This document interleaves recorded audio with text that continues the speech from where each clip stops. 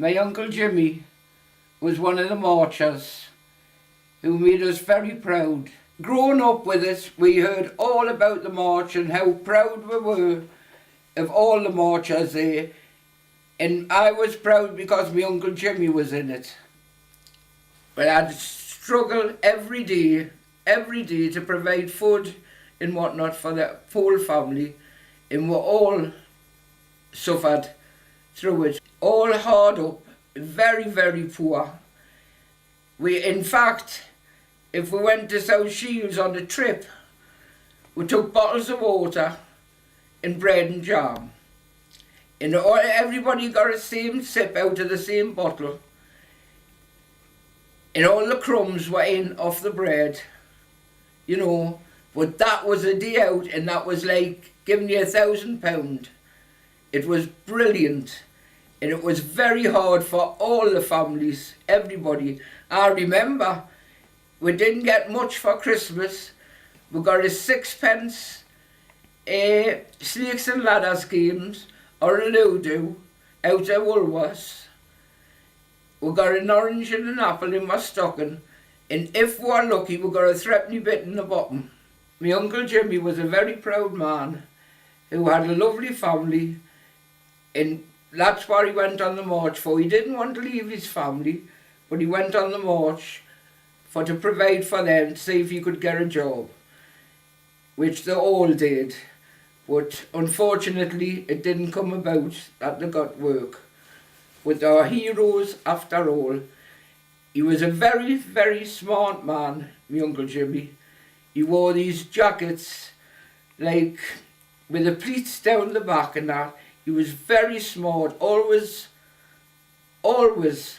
dressed marvellous, like, even though he had no work. The Jarrow March didn't bring jobs to the Jarrow, but when they got home, they were treated like heroes for doing it, all of them, every one of them. My dad and them used to play the mouth organs and that. In fact, they had a banjo band, which they used to play in the ex-servicemen in Jarrow, the old ex-servicemen in Grange Road, that was in Grange Road, Jarrow. And they played the mouth organ. My dad and Uncle Jimmy played the mouth organs. And they were great at it. There was about 6 of them playing banjos and the mouth organs and whatnot, and were really proud of them.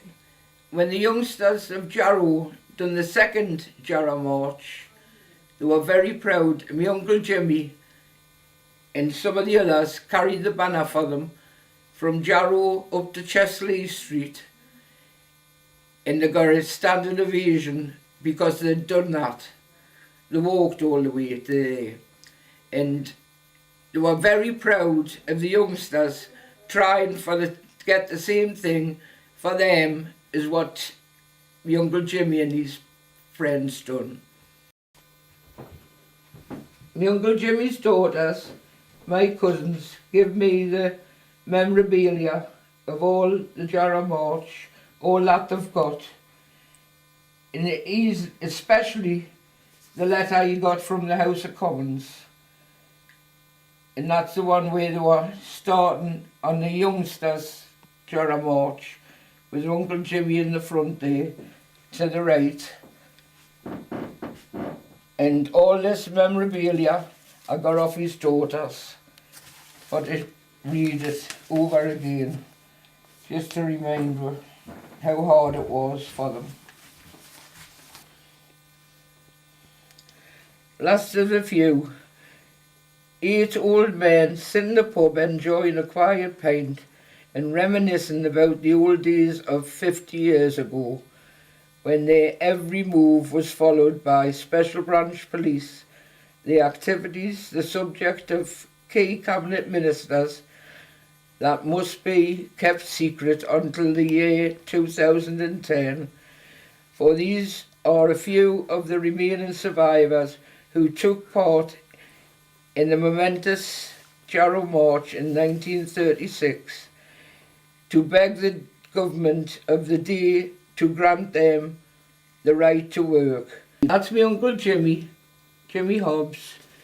Jimmy Hobbs of Milton Street, Jarrow, was a youth of 20 at the time of the march. He had hoped he might get a job on the way down, but had to wait until a later date before he became a shipyard stager. I felt like coming back, he said, the same way, with the same food he had. Only twice we had rain, says the man who recalls the issue of kit bag, leather to sole your own boots, and a rain cape to each marcher, as if it were yesterday. He vividly remembers the places they passed through too. At least as far as Sheffield, there was no trouble at all. It was a crusade, not a political march. We were just like a crowd of school kids. We found out that there's another Jarrow March going. The youngsters again, who are finding it very hard to find work. There's still no work here for the youngsters. My grandson is 18 and he's had hundreds of interviews. He's been to job training and whatnot, and he still hasn't got a job. So they're doing another march to see if they can make it any better. If my Uncle Jimmy was here today, he would encourage them to do it and be very proud that they were following in all their men, my Uncle Jimmy and all the other men's footsteps.